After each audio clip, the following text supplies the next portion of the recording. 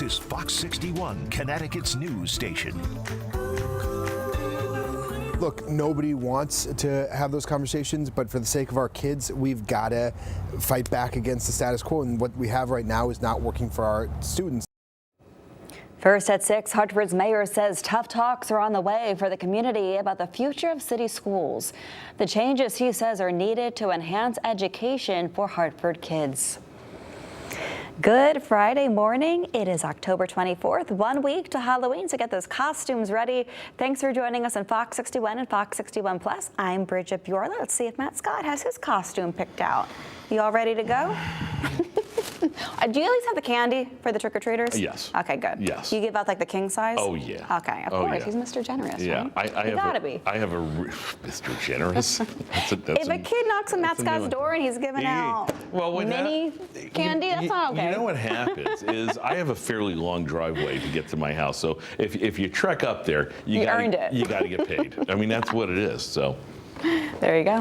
Come on by.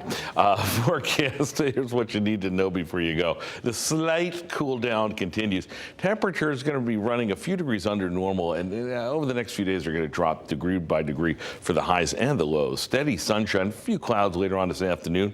Not going to affect football games for tonight, finishing October. Eventually, we get warmer, but are we going to get wetter too? We'll talk about that coming up. Cloud and radar perspective is quiet. There's not going to be any changes. We're watching a little rain over western New York, northwestern PA. I don't think that's going to hold together and give us any trouble. It may be good for a very isolated shower, and that will be it. Numbers-wise, still in the mid-30s, Willimantic, Putnam, 37, Norwich as well. Hartford's at 40, big winners including New Haven at 42, Chester 43, Bridgeport at 45. So a good couple degrees warmer on the immediate shoreline. Winds are calm, not looking for that to be a factor, although they're going to start switching. There'll be more out of the northwest, and that's bringing in that crisper Canadian air for the next few days. Looks good for recess, looks good for after school, looks good for the football games. I like the forecast. I just wish it was just a little bit warmer. We'll talk about how long that's going to last, and when rain's back in the picture, come on back for that in about 13 minutes. No waiting for traffic. Hopefully nobody is waiting on the roads to get through. Yeah, really nothing to slow you down, Matt, but for some road construction typical for this time of day. Let's look at drive times out of New Haven. Our typical problem spot, 95 South. It's not looking too bad right now. It's going to take you 30 minutes from New Haven to Bridgeport this morning at 45 miles per hour. The other slowdown we're watching out of Fairfield County, this one also 95 South. This is from Bridgeport to Fairfield. It's going to take you 9 minutes cruising at 34 miles per hour. Elsewhere looking good on 95 North and 15 South from Trumbull to Westport. Going to take you 12 minutes cruising at 54 miles per hour going to Westport. So let's take a look outside to see how the capital city is looking in real time. This is a look at 84 in Hartford. Traffic moving nicely in both directions. No rain out there and nothing to slow you down. We'll have another look at traffic and weather in about 15 minutes from now. 6:03 is your time, and Hartford's mayor says the city's school system is spread too thin and it's time for action, not just talk. Fox 61's Priscilla Meza has more on the new plan that he's pushing to strengthen education in the capital city. What are you learning, Priscilla? Yeah, Bridget, this morning, Mayor Arunan Arulampalam says consolidating some of the schools might be the solution. He says he's working with the State Department of Education to create a roadmap for change, one that could reshape the way Hartford approaches student success. The mayor says the goal is to move beyond reports and get into real solutions. He believes that consolidating schools could give students access to more resources, from math and reading support to extracurricular programs like sports and music. As a parent himself, he says he understands the trade-offs families face when choices are limited by funding and staffing. Now, this plan, he says, is about making sure every student in every school has the same opportunities to learn and grow. We just cannot accept the status quo for Hartford's kids anymore. And that means close collaboration. At times in the past, the city of Hartford and the state have been at odds over the future of our education system. We're trying to bring everybody into this conversation. All Arulampalam says this is about unity, bringing city leaders, state officials, and families to the same table. He calls it a chance to turn years of study into a strategy that actually works for students. Now, the mayor expects to see that next day report on Hartford schools released soon, and he says he wants to make sure the city's voice is heard in the decision-making process. In Hartford, Priscilla Mesa, Fox 61. All right, Priscilla, thanks so much. Avelo Airlines says will end flights out of Bradley International Airport at the start of the new year.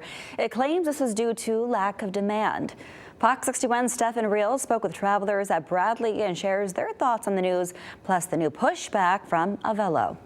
The budget airline says that this decision to pull out of Bradley International Airport was strictly business, but that decision quickly got heated with leadership here at the airport, and we'll get into that in just a moment. But the people I spoke with here at Bradley tell me that this decision made by Avelo is just sending the wrong message to travelers. As airplanes arrive to a busy Bradley tarmac, takeoff could soon be a little less crowded as Avelo Airlines announces its departure from the international airport. A surprise even for travelers on other airlines like Danny Jones. It's not a good signal for one. I come out of Bradley a lot. It's closer for me as opposed to flying out of Boston. In a statement to Fox 61, the budget airline says the move came after the money made from Bradley did not cover the costs, and that Avelo remained committed to continue its operations out of Tweed New Haven Airport. However, the move was met with criticism by the team behind Bradley, the Connecticut Airport Authority, who says it was disappointed by Avelo's decision and confused why the airline was, quote, uniquely unsuccessful at BDL, despite those significant advantages and the success enjoyed by many other carriers at the airport during the same time frame, end quote. The CAA called lack of demand from Avelo as a flimsy excuse, given Avelo's Houston flights were 70% full while it was in service and peaked at 96% in December before it was stopped in January, while the flight to Montego Bay ranged from 80 to 95% full. This was the only nonstop flight out of the state to the Jamaican airport. I'm a little surprised. It's always sad to see an airline pull out. Now travelers like Tanya Stubbs are left wondering what the financial impact will be on frequent flyers and the airport as a whole. Hopefully Bradley can attract more airlines to come in through here. The last flight that we know of scheduled for Avelo out of Bradley is set for January 25th. The leadership here at Bradley say that they're already in talks to keep those Avelo routes open with other airlines. At Bradley International Airport, Stephen Reels, Fox 61. A big change is coming to the Crystal Mall in Waterford, and it's not another store moving in. Electric Boat, that's the submarine manufacturer based in Groton, and it's taking over the property. The company plans to turn it into a research, training, and support facility. The company's president says the move will free up valuable waterfront space for building submarines and then eventually bring thousands of employees to the new site. To allow us to pull the administrative functions and consolidate them in this location. So think about engineering labs, our training facilities, and other engineering software development, things of that nature. Consolidate them here in the mall so we can use that precious space on the waterfront in Groton to build submarines. Governor Ned Lamont says it's another boost to Connecticut's workforce pipeline, but some mall employees like those at Hot Topic worry about what happens to their jobs once construction begins. Everyone's freaking out. I'm freaking out. I'm like, I just got this job. I'm about to be a manager after my birthday in February, and now I'm going to have to look for somewhere else. A lot of uncertainty for those workers this morning. Electric Boat expects to break ground in 2026 and for employees to move in by mid-2027. For now, the stores and restaurants at the mall will stay open. We'll let you know if that changes. 6:09. Bristol police say they reported attempted child pickup at St. Joseph's School on Wednesday. Turned out to be a misunderstanding. It was not an abduction. Officers identified the driver and found no criminal intent of public safety threat. Investigators say school staff did exactly what they should and acted quickly when they thought a child might be at risk. And Hartford police say they've arrested a man in connection to a deadly shooting from late August. 22-year-old Courtney Bird is charged with felony murder and carrying a pistol without a permit.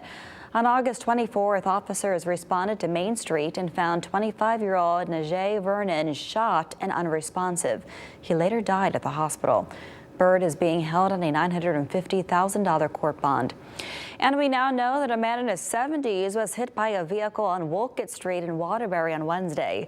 Police responded to the scene around 10:20 p.m. and the man was taken to the hospital, we're told, in critical condition.